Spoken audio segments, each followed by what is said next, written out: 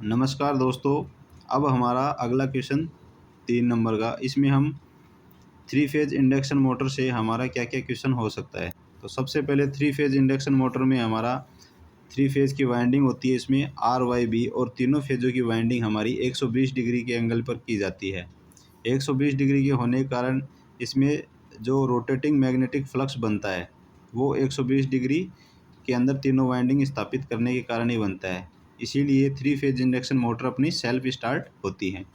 तो 3 phase induction motor से हमारा सबसे पहले क्वेश्चन या क्या हो सकता है, तो इसमें हम पार्ट्स के बारे में पूछ सकता है। तो इसमें अपना दो मुख्य भाग होते हैं, पहला स्टेटर और दूसरा रोटर। स्टेटर भाग स्थिर रहेगा जिसके अंदर आर वाई बी वाइंडिंग की जाएंगी और आर वाइंडिंग के 2 सिरे, वाई वाइंडिंग के 2 सिरे और बी वाइंडिंग के 2 सिरे मिलेंगे। इस प्रकार से हमारे टर्मिनल बॉक्स में हमारे पास 6 टर्मिनल मिल जाएंगे। तो इसमें एक आर फेज के लिए, दूसरा वाई फेज के लिए और तीसरा बी फेज के लिए सिरे निकलेंगे। अब हम इसके अंदर स्टेटर की बात करें तो स्टेटर स्थिर रहेगा, ये योक के अंदर भारी भाग में रहेगा। और दूसरा रोटर, तो रोटर इंडक्शन मोटर में हमारे पास 2 प्रकार की मोटर हो जाएंगी रोटर के हिसाब से।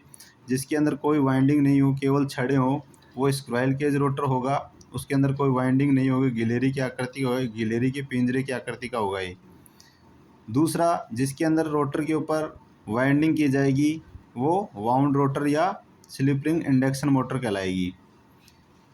इसके अलावा 3 फेज इंडक्शन मोटर से हमारे पास टर्मिनल टेस्ट का भी क्वेश्चन आ सकता है। तो टर्मिनल टेस्ट करने के लिए हम सीरीज टेस्टिंग से या फिर मल्टीमीटर से कंटिन्यूटी से भी चेक कर सकते हैं और सीरीज टेस्ट लैंप से भी कर सकते हैं। तो सीरीज टेस्ट लैंप से हम क्या करेंगे, ये जो 6 सिरे हमारे टर्मिनल बॉक्स पे जिन 2 सिरों पे हमारा कंटिन्यूटी बोलेगा या सीरीज टेस्ट लैंप अपना जलेगा, वो क्या हो जाएगा, एक वाइंडिंग हो जाएगी। दूसरी पे क्या हो जाएगा, दूसरी पे जलेगा वो दूसरी वाइंडिंग के 2 सिरे हो जाएंगे। और तीसरी, ये 2 पॉइंट दिख रहे हैं, इन दोनों पे जलने पर इसका मतलब हो जाएगा तीसरी वाइंडिंग के दोनों सिरों पर टच होने पर, जैसे A1 और A2 पे लगाने पे हमारा लैंप ग्लो हो गया तो मतलब ये एक वाइंडिंग के 2 सिरे हो गए।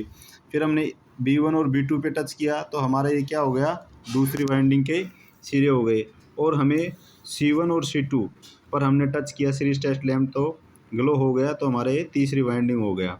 इससे हम क्या कर सकते हैं, 3 वाइंडिंगों को अलग अलग पहचान सकते हैं।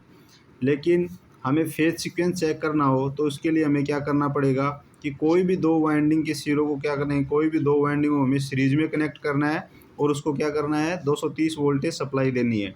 और जो बच गई तीसरी वाइंडिंग है उसको हमें क्या करना है, दोनों सिरों को उसको आपस में टच करना है। टच करने पर अगर हमारे पास स्पार्किंग आ रही है तो इसका मतलब हम क्या कर देंगे, उनके ऊपर मार्किंग कर देंगे इस चित्र के अनुसार। इस प्रकार हम क्या करेंगे, 2 अपने पास वाइंडिंग के सिरे हो गए, ये देखो 4 सिरे निकल जाएंगे 2 वाइंडिंग के, A1 A2 B1 B2। इस प्रकार से हमें जोड़ने पर और इसको 230 वोल्टेज सप्लाई देंगे। एक वाइंडिंग अपने पास ये वाली हो गई, दूसरी वाली ये, तो इसको A1 A2 को B1 से और B2 को इसे कैसे भी जोड़ सकते हैं। फिर इनको सप्लाई देंगे 230 वोल्टेज सीरीज में डालने पर। सीरीज करके इस पर 230 वोल्टेज अप्लाई किया और फिर तीसरी जो वाइंडिंग के सिरे बचे इन दोनों को आपस में टच करेंगे तो यहाँ पर स्पार्किंग हो रही है, तो ये क्या हो जाएगा, फिर हम यहाँ पर A1 मार्क कर देंगे, इस वाइंडिंग के यहाँ पर A2 मार्क कर देंगे, इस वाइंडिंग के यहाँ पर B1 मार्क कर देंगे और इस वाइंडिंग के यहाँ पर B2 मार्क कर देंगे। उसके बाद हम क्या करेंगे, नेक्स्ट हम B1 B2 और C1 C2 को सीरीज कर लेंगे और A1 A2 को हम यहाँ पर स्पार्क कर लेंगे। इस प्रकार से फेज सीक्वेंस चेक हो जाएगा आर वाई बी का। इसके कारण अपनी मोटर बहुत बार क्या होता है, चलता नहीं है। तो ये फेज सीक्वेंस आपको पता होना चाहिए, तो ये क्वेश्चन भी पूछ सकता है।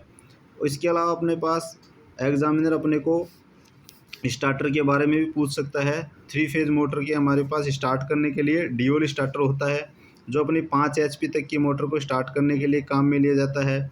इसके बाद हमारे पास 5 HP से ज़्यादा की HP की मोटर हो, जैसे 15 HP तक की हो, तो उसके लिए हमें स्टार्ट डेल्टा स्टार्टर यूज में लेना होगा।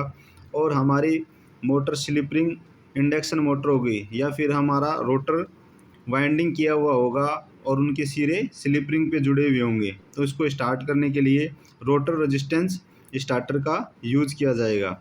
और जो अपनी स्लिप रिंग इंडक्शन मोटर होती है इसकी स्पीड को हम क्या कर सकते हैं, कंट्रोल कर सकते हैं। इन रेजिस्टेंस के माध्यम से।